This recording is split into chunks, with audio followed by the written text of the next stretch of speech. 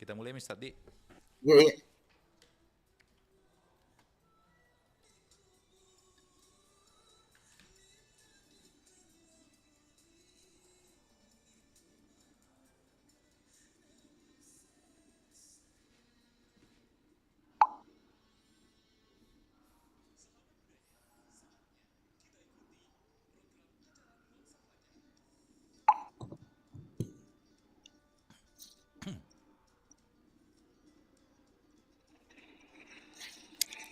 Assalamualaikum warahmatullahi wabarakatuh dan selamat pagi sahabat budaya dimanapun Anda berada. Kembali kita berjumpa di Dialog Nuansa Fajar. Edisi hari ini hari Jumat 17 April 2026. Kali ini kita akan membahas tentang keberkahan hidup di tengah kesibukan dunia. Dan Alhamdulillah kita bersama Dr. Haji Muhammad Rusdi SHIMH, dosen Fakultas Agama Islam Universitas Muslim Indonesia. Kita akan menyapa dulu beliau di link Zoom. Kita sudah tersambung. Assalamualaikum Ustaz.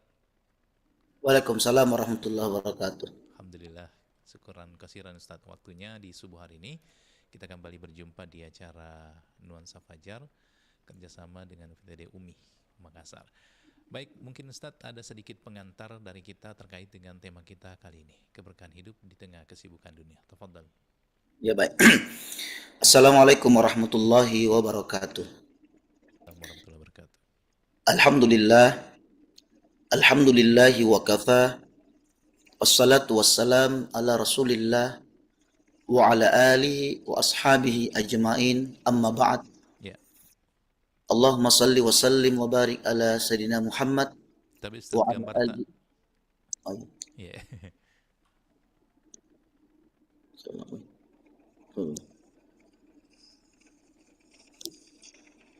ya. Aman.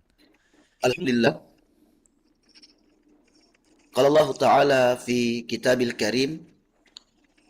A'udzu billahi minasyaitonir rajim. Bismillahirrahmanirrahim. Thumma amatahu fa'aqabah.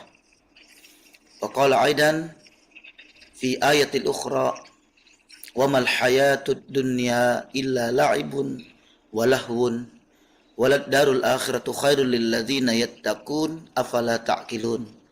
Sadaqallahul azim wa sadaqa rasuluhun nabiyul karim wa nahnu ala dzalika minasyahidin wasyakirin. Seluruh hadirin pemirsa dimanapun kita berada, semoga senantiasa dalam ketaatan kepada Allah Subhanahu wa Ta'ala, dan tentunya kita senantiasa diberikan kesehatan oleh Allah Subhanahu wa Ta'ala.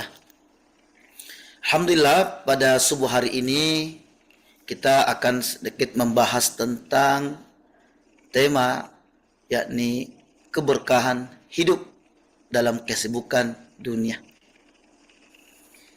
Tema ini sengaja kita angkat agar bagaimana kembali ia mengingatkan kita sebagai manusia yang hidup di dunia ini bahwa ketika seseorang hidup dan fokusnya hanya di dunia, maka itu pasti akhiratnya akan terlupakan. Ya. Kita ingin di dunia ini hidup dengan menggapai berkah Allah Subhanahu wa Ta'ala, di mana salah satu cara mendapatkan keberkahan hidup di dunia ini dengan berbagai kesibukan yang mengikat kita, yakni jadikan dunia ini sebagai perangkat kita untuk memenuhi kebutuhan akhirat kita. Jadi kita ini tidak ada larangan sibuk di dunia, beraktivitas di dunia. Tapi satu, jangan kita lupa dengan kehidupan akhirat kita. Tapi dunia ini menjadi perangkat kita agar bagaimana kehidupan dunia yang sifatnya selamanya abadi itu tidak terlupakan. Kenapa hadirin dimulakan Allah?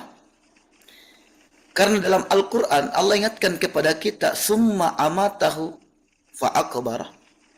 Ingat, sesibuk apapun kita dengan dunia ini, ingat kata Allah, kita ini akan meninggalkan dunia ini.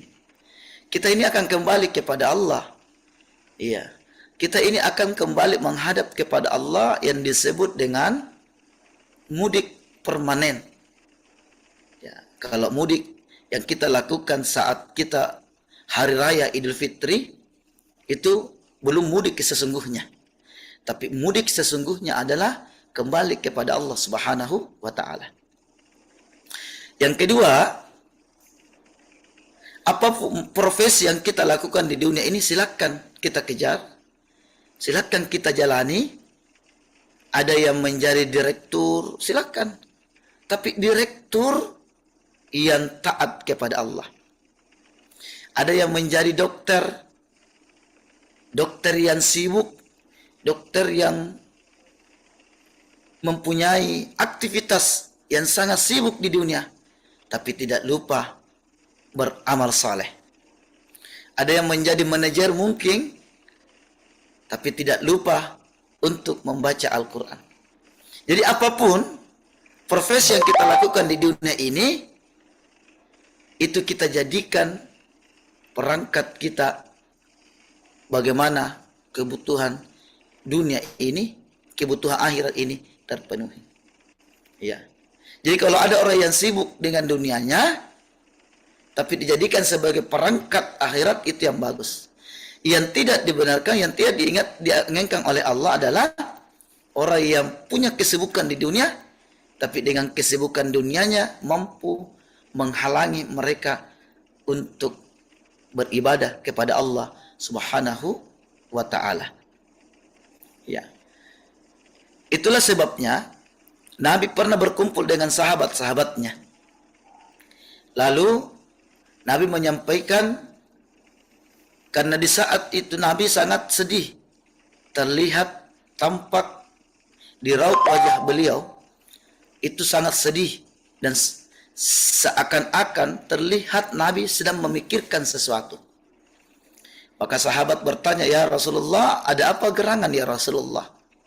Kami melihat Rasulullah begitu cemas. Maka Rasulullah mengatakan, saya hanya memikirkan umatku. Suatu saat ketika saya sudah tidak ada di dunia ini, maka ada 5 pesannya Rasulullah. Salah satu yang disebutkan Rasulullah adalah, banyak nanti umatku yang mencintai 5 perkara tapi lupa dengan 5 perkara itu. Yuhibbuna khamsan wa yansawna khamsan. Ya, sayati ala kulli zaman. Nanti ada zaman. Salah satu kata Nabi, yuhibbuna dunya wa yansawna al-akhirah.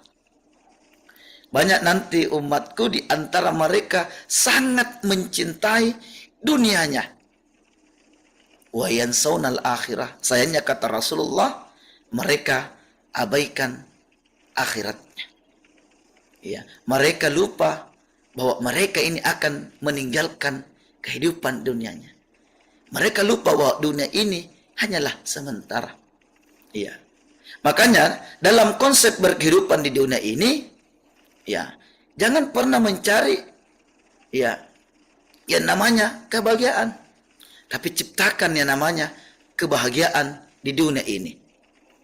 Ya. Ciptakan kebahagiaan agar mendapat keberkahan dalam hidup yang kita jalani ini. Sehingga Allah ingatkan kita, wa mal hayatud dunya illa la'ibun. Sesungguhnya dunia ini la'ibun, hanya tempat kita bersunda gurau, hanya tempat kita bermain, walahun, bersunda gurau. Apa pesan ayat ini? Walad darul akhirah khairul lil ladzina yattaqun afala ta'qilun. Kehidupan yang terbaik, kehidupan yang sesungguhnya kata Allah, walad darul akhirah khairul lil ladzina yattaqun, bagi orang-orang yang bertakwa adalah kehidupan akhirat, afala ta'qilun. Yang kedua, ayat dalam surah Al-Imran, Allah mengingatkan dalam Al-Quran, wa mal hayatud dunya illa mata'ul gurur. Ingat kata Allah, sesungguhnya kehidupan dunia itu mata'ul gurur, hanya tipu daya. Yang mana dimaksud adalah orang yang menjadikan hidup ini seakan-akan tujuan utama. Adalah seseorang yang menjadikan kesibukan dunianya ini menjadi penyebab mereka lupa, bahkan terhalang untuk kembali kepada Allah Subhanahu wa Ta'ala. Maka ada dua dalam Al-Quran tipe manusia. Tapi pemirsa yang dirahmati Allah, semoga kita menjadi tipe yang kedua. Apa kata Allah? Faminan nasi may yaqulu rabbana atina fid dunya wa ma lahu fil akhirati min khalaq. Ada di antara kalian, kata Allah, memang hanya dunia saja. Ya. Wa ma lahu fil akhirati min khalaq. Dia tidak urus dengan akhiratnya. Yang penting dunianya ini baik. Dunianya ini sukses. Dunianya ini bahagia. Ya. Tapi ada tipe yang kedua ini, selalu kita menginginkan agar mendapat keberkahan dalam kehidupan ini. Wa minhum may yaqulu rabbana atina fid dunya hasanah wa fil akhirati hasanah wa qina adzabannar.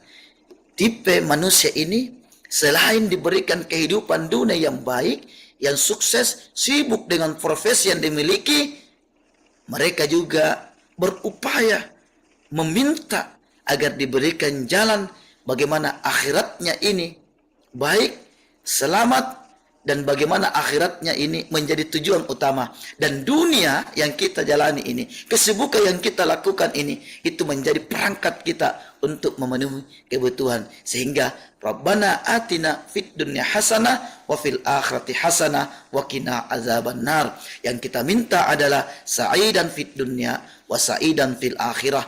Kebahagiaan, keselamatan di dunia hingga keselamatan di akhirat. Begitupun sebaliknya, kita berlindung dengan kalimat sa'idan fid dunya wasakiyun fil akhirah. Sibuk di dunia, bahagia di dunia, wasakiyun fil akhirah. Tapi na'udzubillah, kita celaka dan rugi di akhirat.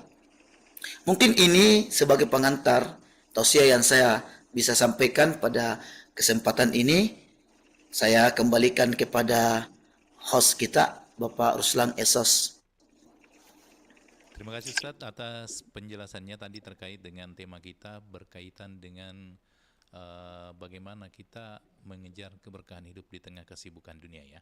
Nah ini Ustaz berkaitan dengan berkah ini. Sebenarnya seringkali kita menyamakan keberkahan itu dengan jumlah yang banyak. Nah bagaimana cara membedakan antara kesuksesan yang berkah dengan kesuksesan yang hanya sekedar bertambah ini Ustaz? Ini menarik sekali tadi saya dengar penjelasannya. Tafadhol Ustaz. Ya, ya jadi berkah ini ya di mata manusia itu terkadang tidak terlihat. Ya, tapi ya tidak terlihat tapi dinikmati ya kebaikannya. Ya. Kedua berkah itu bagaimana menciptakan yang namanya kebahagiaan dan kesyukuran itu. Contoh misalnya, ya kita memiliki sesuatu atau begini, ada sesuatu mensyukuri apa yang Allah berikan apa adanya dan tidak mencari apa yang tidak ada. Itu namanya menciptakan keberkahan. Ya, contoh misalnya saat ini kita bekerja dan memiliki jabatan, ya maka itu yang kita nikmati, itu yang kita tekuni, dan itu kita jaga. Jangan paksakan kehendak. Ya sehingga orang yang jauh dari keberkahan itu adalah orang salah satu adalah memaksakan kehendak, bahkan mencapai sesuatu itu karena nafsu dan kesalahan sampai-sampai orang pun bisa kita korbankan. Ya, tapi inilah yang akan menjauhkan kita namanya keberkahan. Jadi ada orang tampaknya banyak, tampaknya tinggi, tapi selalu ada masalah di dalam pekerjaannya. Kenapa? Karena tidak menempatkan aturan Allah di dalam kehidupannya. Kita bekerja itu tentu yang kita terapkan aturan-aturan Allah. Nah, itu. Yang tidak berkah itu adalah sesuatu yang baik-baik, semua yang baik-baik melekat pada diri kita itu berkah. Jadi apa yang Allah berikan itu ya. Contoh kecil misalnya supaya kita lebih memahami. Di rumah kita mungkin yang ada hanya teh. Jangan cari susu. Ya, tapi tehnya itu kita nikmati. Ya. Setelah kita nikmati apa kata Allah, besok-besok atau sebentar Allah akan tambahkan jauh lebih baik. Mungkin hari ini kita cari susu belum ada, yang ada teh, tapi besok insya Allah apa yang kita cari, apa yang kita inginkan Allah akan hadirkan. Yang penting, yang terpenting ini bagaimana ciptakan dulu keberkahan, ciptakan dulu kebahagiaan. Jangan dicari, tapi diciptakan. Ah, itu menurut saya. Iya. Kalau mengetahui itu apa yang kita dapatkan itu berkah, itu gimana cara merasakan itu, Ustaz? Apakah Ya, karena banyak orang kan kelihatannya wah banyak sekali apa namanya harta yang dia dapatkan tapi kayaknya nggak cukup-cukup gitu. Apakah itu ah, salah satu indikasinya ketika kita melihat keberkahan itu, Ustaz? ya betul. Jadi ada istilah berkah sebenarnya yang dalam doa itu kita diajarkan, ya Allah, cukupkanlah hidup kami. Ya, jadi beda. Cukupkan. Artinya kalau kita meminta itu cukupkan, ya. Itu salah satu indikasi keberkahan. Kalau Allah mencukupkan itu mungkin menurut kacamata manusia biasa-biasa saja, tapi selalu merasa cukup dalam hidupnya. Iya. Ya, ada orang mungkin ya kalau kita bicara pekerjaan biasa sekali, jabatannya juga biasa-biasa, tapi mampu dengan pekerjaan itu mampu menghadirkan kebaikan dalam hidupnya, dan bukan hanya kebaikan untuk personalnya, tapi mampu memberikan kontribusi kepada sesama. Itu salah satu berkah. Kedua, yang dimaksud berkah ini, apapun profesi kita, itu menghadirkan, membawa kita ketaatan kepada Allah Subhanahu wa Ta'ala. Yang ketiga, orang yang mendapatkan keberkahan itu selain merasa cukup dalam hidupnya, apa yang diperoleh dalam pekerjaannya, kesibukannya itu orang bisa nikmati. Ada orang biasa gajinya sedikit, tapi amal sedekahnya itu berjalan. Ya, ada mungkin masyarakat biasa di mata kita, tapi salat berjamaahnya itu tidak pernah terputus. Padahal bukan pejabat misalnya, padahal hanya staf misalnya, padahal gajinya mungkin di bawah, tapi kontribusi di masyarakat itu kepada sesama itu ada. Ada di antara kita disenangi di dalam dunia kerjanya, itu berkah juga. Iya. Pada intinya, eh, yang melekat pada diri kita ini apapun itu bentuknya, itu membawa kebaikan bukan hanya pada dirinya, kepada orang lain. Kedua, eh, dia mampu memperlihatkan dan menciptakan ketaatan kepada Allah Subhanahu wa Ta'ala, apapun itu profesinya. Ya, itu namanya berkah. Nah, saya kira seperti itu. Tapi dibalik daripada itu, ya bisa kita melihat ada orang mungkin kalau fasilitas tidak diragukan, banyak fasilitasnya, bagus rumahnya. Ya, tapi dari segi spiritualnya itu dipertanyakan. Mobilnya banyak, tapi susah datang ke masjid. Iya. Iya. Motornya ada, tapi susah bangun. Tempat tidurnya enak, ber-AC, tapi susah bangun untuk beribadah. Uangnya banyak, tapi susah berbagi. Nah, itu saya kira indikasi keberkahan dalam kehidupan itu. Baik. Iya. Iya, baik. Pendengar yang ingin bergabung boleh bergabung di 0811 400 9250. Kita masih menunggu penelpon ini, Ustaz. Jadi memang ada beberapa hal tadi yang menarik juga kita ingin tahu, bahwa harta apa yang kita kumpulkan dengan kerja saat ini membawa ketenangan di rumah tangga atau justru memicu konflik, itu salah satu indikator ya Ustaz ya dari keberkahan hidup itu. Nah, kemudian sebenarnya bagaimana cara supaya kita bisa melibatkan doa dalam setiap perencanaan strategis pekerjaan kita, Ustaz? Karena kadang kita mencapai sesuatu itu kita merasa hebat sendiri. Nah, kadang lupa melibatkan Allah. Misalnya capaian hari ini kita Ya, misalnya jadi pegawai atau sukses jadi apalah ya pengusaha. Terkadang kita lupa melibatkan Allah dalam kesuksesan itu. Padahal sebenarnya yang memberikan kesuksesan itu kan bukan dari kita, tapi Allah. Ada campur tangan Allah. Ustaz. Gimana supaya itu supaya ya.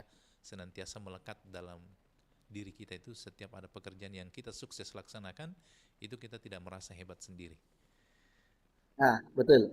Ya, ini menarik. Terima kasih. Ya, itu satu. Ya, tips kita bagaimana agar menciptakan keberkahan dalam hidup kita, termasuk dalam kita bekerja adalah satu, selalu eh, libatkan Allah dalam kehidupan kita. Itulah kenapa dalam agama kita ini selalu diawali semua pekerjaan diawali dengan Bismillah. Kenapa Bismillah? Ya, karena semua yang kita lakukan ini atas kehendak dan izin Allah. Ya, yang kedua, agar kita jauh dari sifat takabur dan sombong, selalu yang kita utamakan ini adalah akunya Allah daripada akunya kita. Ya, itu. Yang selalu kita kedepankan ini dalam hidup kita ini, akunya Allah. Saya ulang, akunya Allah, bukan aku kita. Kalau akunya Allah selalu kita kedepankan menjadi jalan kita dalam beraktivitas ini, maka sifat sombong dan egois dalam hidup kita itu akan hilang. Kenapa? Satu yang dimaksud akunya Allah, kita ini bisa berjalan karena Allah yang memberikan kita kedua kaki, tapi memfungsikan kedua kaki itu. Kalau Allah mau cabut nikmat kaki itu, Allah lumpuhkan kita, tidak ada apa-apanya kita. Kita diberikan tangan ini dua, bisa bergerak atas izin Allah. Kalau Allah mau stopkan atau menunjukkan fungsi tangan kita, tidak ada apa-apanya kita. Kesehatan kita, termasuk saya ini punya suara. Kalau Allah mau cabut suara saya ini, tidak ada apa-apanya. Iya, itu contoh kecil. Saya kira Pak Ruslan sendiri tidak akan telepon saya untuk bawa acara. Kenapa? Tidak ada suara. Itu contoh kecil. Maka kita selalu kedepankan akunya Allah daripada akunya kita. Orang yang seperti ini, itu selalu akan semakin dekat kepada Allah dan selalu akan tercipta namanya keberkahan. Yang ketiga, tipsnya, jadikan setiap yang kita lakukan adalah ibadah. Iya, ibadah. Mulai bangun tidur, kita ibadah. Kita bekerja, kita niatkan ibadah. Untuk keluarga, untuk mencari nafkah, untuk amal kita, untuk membantu orang. Semua diniatkan ibadah. Maka insya Allah, orang yang seperti ini, itulah yang dimaksud selalu dibawa naungan dan ridha Allah di dalam beraktivitas di dunia ini. Itulah ditambah dengan doa. Allahumma arinal haqqa haqqa warzuqna ittiba'ah wa arinal batila batila warzuqna ijtinabah. Itu kan salah satu doa. Orang yang berdoa ini sebenarnya itulah salah satu orang yang selalu melibatkan Allah setiap langkahnya. Karena dia meminta, ya Allah, kalau ada sesuatu yang baik, tunjukkan itu baik. Kalau ini buruk, tunjukkan itu buruk. Ya. Nah, itu ya. Jadi itu yang inti selalu minta. Ya. Ya, saya kira seperti itu. Baik Ustadz, karena waktu sangat terbatas mungkin ada sedikit closing statement dari Ustadz sebagai kesimpulan atau apa yang bisa kita dapatkan di subuh hari ini terkait dengan tema yang kita bahas, keberkahan hidup di tengah kesibukan dunia. Tafadhol Ustadz. Ya. Jadi bahwa kita berkehidupan di dunia ini, kita diciptakan oleh Allah Subhanahu wa taala memang hanya untuk beribadah. Wa ma khalaqtul jinna wal insa illa liya'budun. Jadi tujuan dan fitrah manusia itu adalah beribadah. Mulai kita bangun tidur sampai terbangun kembali itu adalah ibadah. Kita makanya kemenangan awal yang kita lakukan itu adalah di subuh hari. Iya, di situ Allah memanggil kita, hayya 'alal falah, mari meraih kemenangan. Iya, kita keluar bekerja juga ibadah. Ya, pulang ke rumah juga ibadah. Berkumpul dengan keluarga ibadah. Yang intinya di dunia ini kita hadir memang hanya untuk beribadah. Kita hidup di dunia menunggu 5 waktu. Karena memang fitrah kita hanya untuk beribadah. Dunia ini hanyalah perangkat dan fasilitas kita untuk mengumpulkan kebaikan-kebaikan untuk kembali kepada Allah. Orang yang siap kembali kepada Allah tentu bekalnya sudah siap. Dan orang yang takut untuk kembali kepada Allah pasti jawabannya ada dua. Bekalnya tidak siap atau salah bekal. Nah, itu mudah-mudahan bermanfaat untuk kita semua sebagai pengingat untuk kita semua termasuk pada diri saya sendiri. Baik, terima kasih Ustadz atas pencerahannya di subuh hari ini. Mudah-mudahan apa yang kita perbincangkan di subuh hari ini bisa membawa keberkahan. Dan kami juga ucapkan terima kasih banyak Ustadz di tengah-tengah kesibukannya dalam acara MTQ ya Ustadz ya. Di Maros Ya, ini Alhamdulillah bisa dapat waktunya Ustadz untuk sedikit berbicara di RRI terkait dengan keberkahan hidup di tengah kesibukan dunia. Terima kasih. Assalamualaikum warahmatullahi wabarakatuh. Waalaikumsalam warahmatullahi wabarakatuh.